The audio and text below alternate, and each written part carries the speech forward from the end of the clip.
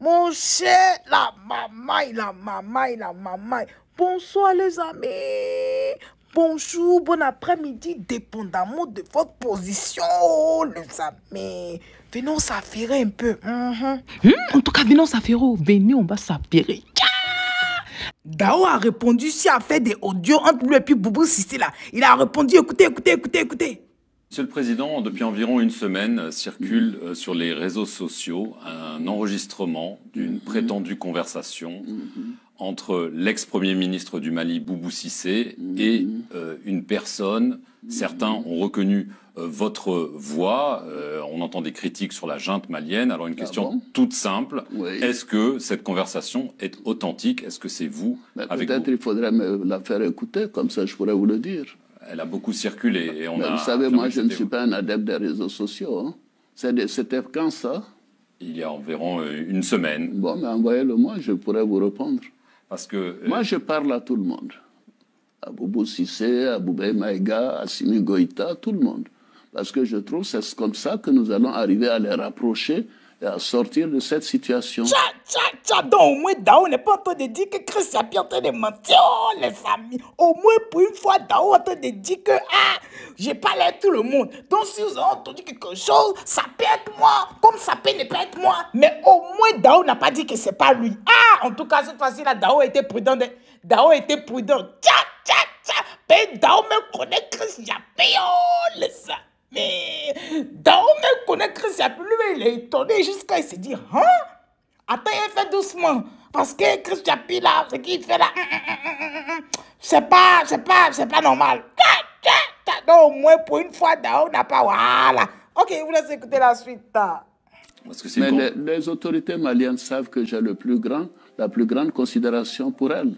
Parce que dans cette conversation, justement, à propos de considération, on vous entend les critiquer en parlant d'idiots, de malades, voilà. Donc c'est pour ça que ça fait un petit peu scandale, Monsieur le Président. Les nouvelles technologies peuvent faire beaucoup de choses. Hein. La justice malienne a ouvert une enquête pour atteinte à la sûreté. Est-ce que c'est pour vous nuire? Non, écoutez, ça c'est une affaire des Maliens, je ne veux pas m'en mêler. Est-ce que l'arrivée éventuelle quand même de combattants et de paramilitaires russes dans le pays voisin qu'est le Mali, ça risque de vous inquiéter? Non, nous avons dit clairement au niveau de la CEDEAO que nous sommes contre l'utilisation de personnes non étatiques dans nos pays. Ça a été dit clairement dans les différents communiqués. Alors, donc la position est celle de la CEDEAO et nous sommes totalement en phase avec ces positions. Pardonnez-moi, je considère que la coopération doit être d'État à État, c'est de l'intérêt des Maliens. La France est un partenaire fiable. La France a perdu quand même 53 de ses enfants au Mali. La France dépense à peu près 1 milliard par an au Mali. Mais écoutez, je considère que c'est quand même déplorable que nous soyons dans une telle situation. Bref. Je continuerai de dire aux autorités maliennes qu'elles doivent faire en sorte que les choses s'améliorent dans les relations. Comme on dit en Afrique de l'Ouest, il faut qu'ils mettent de l'eau dans leur nyamakuji, c'est-à-dire dans leur jus de gingembre. Il faut que ça s'arrange. Ça ne peut pas continuer comme ça. Ce n'est pas de l'intérêt des Maliens ni de l'Afrique de l'Ouest. Vous regrettez le départ de Barkhane du Mali? Non, c'est aux Maliens d'apprécier. Nous considérons que la lutte contre le terrorisme est quelque chose d'essentiel pour le Mali, pour le Burkina, pour le Niger et pour les pays côtiers. Donc le départ de Barkhane et de Takuba crée un vide. Nous serons obligés d'augmenter nos forces de défense, nous serons obligés d'accroître la protection de nos frontières, nous serons obligés d'acheter des armes, d'avoir une plus grande professionnalisation, mais c'est notre devoir aussi. Les armées nationales doivent régler les problèmes sur nos territoires nationaux.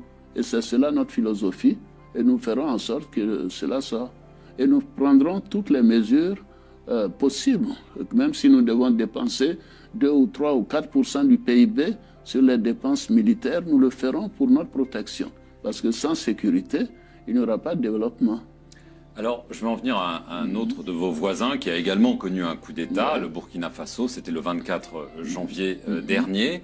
D'après les contacts que vous avez donc avec le chef de la junte, est-ce que, Monsieur le Président, après quelques semaines, vous avez l'impression qu'ils suivent la voie de leurs frères d'armes malien, ou peut-être s'oriente-t-il vers une situation, une solution qui est peut-être plus adaptée à ce que vous cherchez?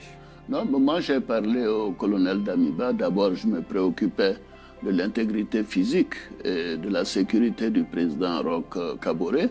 Il m'a donné des assurances et je lui ai dit que nous ferons en sorte de les accompagner à condition que les règles de la CEDEAO soient respectées. Et c'est ce que nous faisons actuellement.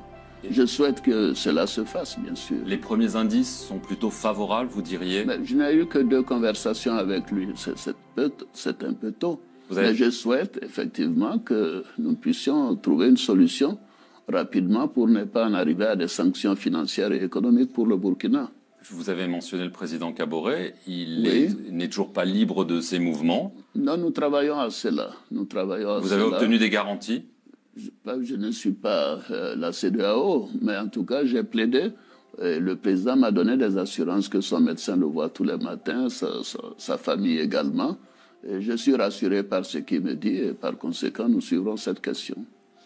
Malgré le putsch du 24 janvier à Ouaga, le procès des assassins présumés de Thomas Sankara a pu se poursuivre. Le procureur vient de requérir 30 ans de prison à l'endroit de l'ancien président Blaise Compaoré et de son ancien bras droit, Hyacinthe Kafando. Il se trouve que le premier est réfugié en Côte d'Ivoire et que le second est présumé également vivre en Côte d'Ivoire. Est-ce que vous pensez que 35 ans après ce crime d'État, il est temps que les gens connaissent la vérité et que peut-être messieurs Compaoré et Kafando acceptent de comparaître devant la justice burkinabé? Posez-leur la question. La Côte d'Ivoire est un pays d'hospitalité. Nous considérons qu'ils sont chez eux en Côte d'Ivoire et par conséquent, il n'y a pas de difficulté. Il leur appartient et avec les autorités burkinabées, j'avais entrepris des démarches d'ailleurs avec le président Kaboré pour le retour du président Compaoré. Je pense que tout cela se fera en temps opportun. Et pour Hyacinthe Kafando? Je ne le connais pas, Hyacinthe Kafando. Mais il est en Côte d'Ivoire? Je ne le sais pas. On me dit qu'il est en Côte d'Ivoire. Vous savez, nous avons 5 millions de Burkinabés en Côte d'Ivoire.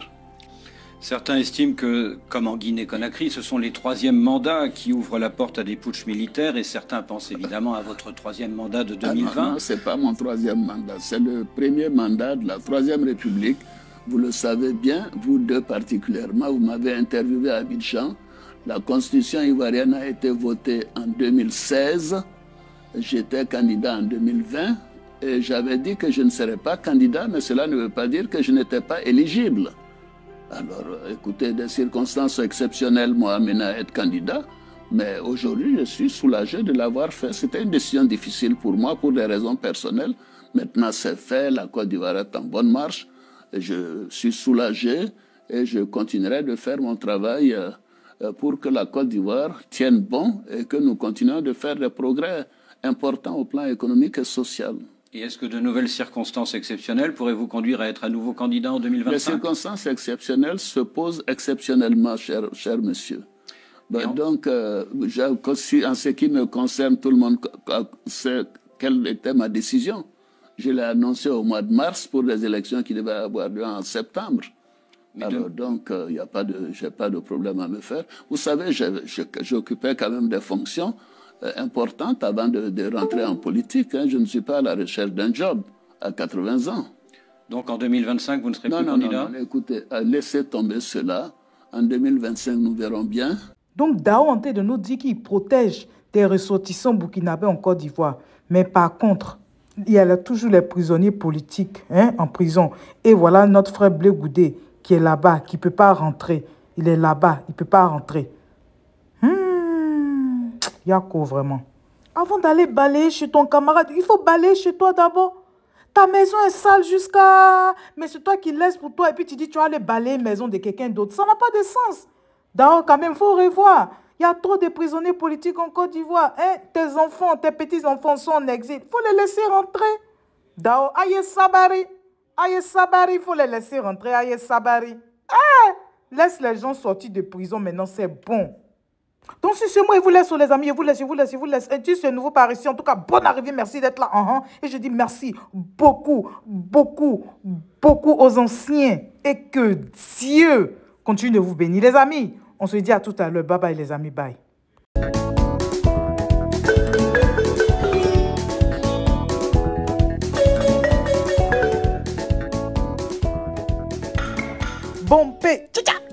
Tcha. Et vous l'avez vu, sa vie. Mon cher, la maman.